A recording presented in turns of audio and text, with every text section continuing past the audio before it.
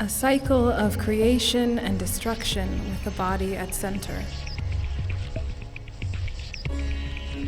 We make war, and we learn to heal. Two sides of a coin. We are a container that holds emptiness and fullness.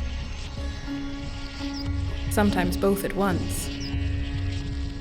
Servant of the Wind is both an adaptation of the ancient Indian epic, the Ramayana, and an intensely personal narrative of a journey toward the center of a self. Asking the question, what does wholeness mean? In 2014, I took a trip to Kerala, which is in the south of India, and I spent 2 weeks studying Kalaripayattu, which is an ancient martial art.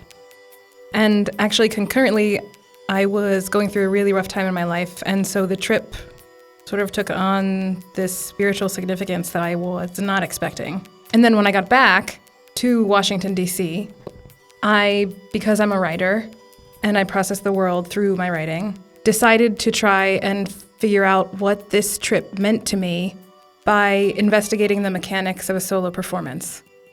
Once, when I was driving in a taxi in New Delhi, the driver decided to give us a tour, free of charge. We were driving by this temple, and he said, "Do you want to hear about God? Brahma, Vishnu, Shiva.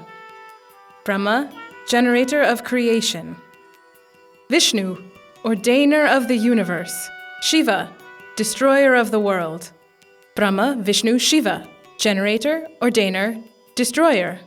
G-O-D, God." He was pleased with himself for this. He said it as though he had tricked us into accepting some kind of hidden and specifically Indian wisdom about the true nature of the universe. Another way of telling that story.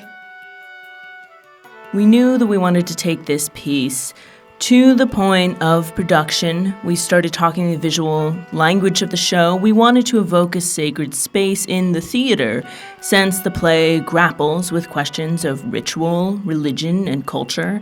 We also wanted to make sure the piece was able to live in multiple worlds simultaneously.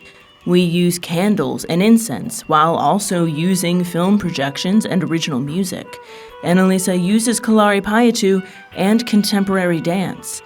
The interdisciplinary production elements were important to us because they reflect the way the play swings back and forth between ancient and the new, and makes the ultimate discovery that maybe these worlds aren't as far apart as we imagine them.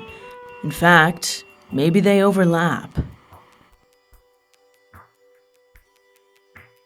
I was in Kerala studying Kalaripayattu,